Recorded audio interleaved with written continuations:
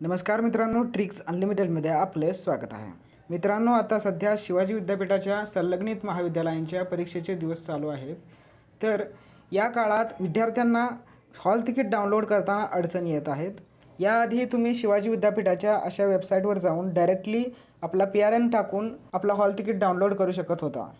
तर आता असं नाही आहे. आता विद्यापीठाने हॉल तिकीट डाउनलोड करण्याची प्रोसेस बदललेली आहे. तर ती प्रोसेस आता आपण जाणून घेऊया. सर्वात पहिल्यांदा तुम्हाला कोणतंही ब्राउझर ओपन करायचं आहे. जसं की मी क्रोम ब्राउझर ओपन करतो. इथे तुम्हाला सर्च करायचं आहे SUK स्टुडंट लॉग इन. त्यानंतर तुमच्यासमोर असा इंटरफेस येईल. इथे 2 वेबसाईट दिलेल्या आहेत. यापैकी तुम्हाला पहिल्या लिंकवर क्लिक करायचे आहे. इथे खाली लिहिलेलं आहे की स्टुडंट रजिस्ट्रेशन पोर्टल. इथे खाली दुसरी वेबसाईट आहे log in new student registration entrance exam. हे आपल्याला नाही ओपन करायचं. इथे स्ट्रिक्टली मेन्शन केलं आहे की स्टुडंट रजिस्ट्रेशन पोर्टल. इथे क्लिक करायचं आहे. किंवा ही वेबसाईट ओळखण्यासाठी मी एक ट्रिक देतो. अशी वेबसाईट ओपन झाल्यानंतर इथं डिस्टन्स एज्युकेशनचा एक बॉक्स दिसेल. ओके, जर तुम्हाला पासवर्ड माहीत असेल तर मेल ID आणि पासवर्ड टाकून इथं तुम्ही लॉग इन करू शकता. अदरवाईज तुम्ही फॉरगेट पासवर्डवर क्लिक करायचं आहे. इथं तुमचा मेल ID टाकायचा आहे जो तुम्ही कॉलेजला ॲडमिशनसाठी दिला होता.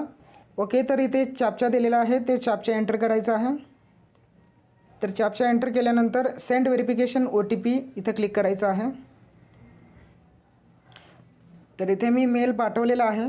जो कोणता तुमचा रजिस्टर्ड मेल ID टाकलेला असेल त्या मेल ID वरती एक OTP पाठवला गेला असेल, तो OTP इथं एंटर करायचा आहे. तर असा तुम्हाला OTP येईल, तो OTP तिथे टाकायचा आहे. ओके, इथं व्हेरिफिकेशन सक्सेसफुल झाला आहे. इथं तुम्ही नवीन पासवर्ड आपला एंटर करायचा आहे जो तुम्हाला पासवर्ड ठेवायचा असेल.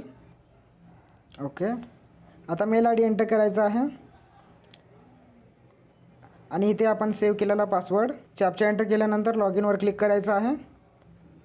तर इथे लॉग इन होऊन जाईल. आता मी डेस्कटॉप मोड ऑन करतो. ओके, तर इथे खाली तुम्हाला हॉल तिकीट डाउनलोड करण्याचा ऑप्शन देखील मिळेल. किंवा इथे 3 लाईन दिसत आहेत त्यावर क्लिक करायचं आहे. किंवा इथे खाली हॉल तिकीट नावाचा ऑप्शन दिसेल त्यावर क्लिक करायचं. तर इथे सविस्तर माहिती दिसेल. कोणताही हॉल तिकीट इथे तुम्ही डाउनलोड करू शकता. तर मार्च 2026ची मी हॉल तिकीट डाउनलोड करतो. तर हॉल तिकीट या ऑप्शनवर मी क्लिक करतो. इथं हॉल तिकीट डाउनलोड झालेलं आहे.